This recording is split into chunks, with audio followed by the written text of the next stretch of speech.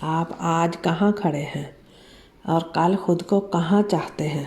السلام علیکم ویورز، کیسے ہیں آپ؟ امید ہے سب خیریت سے ہوں گے۔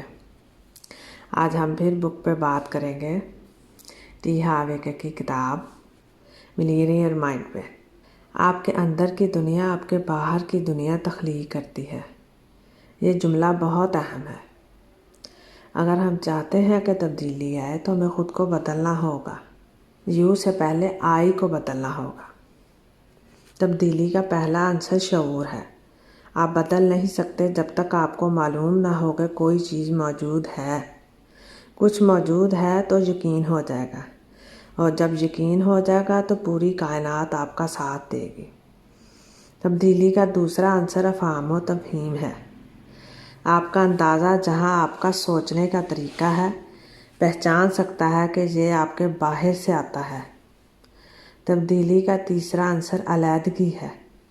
ایک بار آپ احساس کے ساتھ سوچنے کا یہ طریقہ اپنا لیں اور اس سے خود اور موجود میں سے انتخاب کریں کہ کون سی سوچ صحیح ہے، کون سی غلط، کسے رکھنا ہے، کسے نکالنا ہے۔ اپنی سوچ کو بدلنے کے لیے بڑی ہمت کی ضرورت ہے۔ آپ آج کہاں کھڑے ہیں اور کل کو خود کو کہاں چاہتے ہیں؟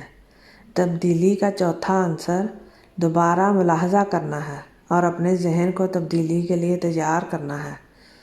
ہمارا ذہن بہت پاورفل ہے، بس ہمیں اسے تربیت کرنا آنا چاہیے۔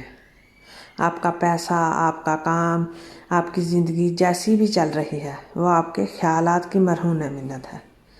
کسی بھی شے کی خواہش کو کائنات میں پہنچانا، مثلاً آپ کا امیر ہونا یا غریب ہونا بھی ہماری اپنی سوچ کے مطابق ہے، ہمارے بلو پرنٹ میں ہے، اور یہ بلو پرنٹ ذہن میں ہے کہ آپ پیسے کے بارے میں کیا جانتے ہیں اور یہ کہ آپ کیا چاہتے ہیں۔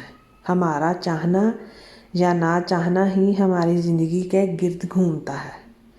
اس میں ہماری خواہشیں بھی ہیں اور خواہشوں کو پورا ہونا چاہیے۔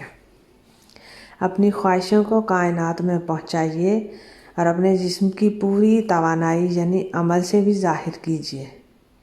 آپ آئینے کے سامنے کھڑے ہو کر خود سے اسی طرح بات کریں جس طرح آپ بننا چاہتے ہیں، اور اسی طرح محسوس کریں جس طرح آپ بننا چاہتے ہیں۔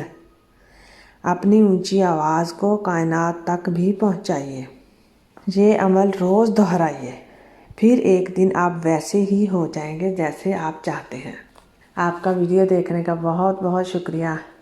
آپ میرے چینل کو ضرور سبسکرائب کیجیے گا۔ اللہ تعالیٰ آپ کو آسانیاں دے اور آسانیاں بانٹنے کی توفیق دے۔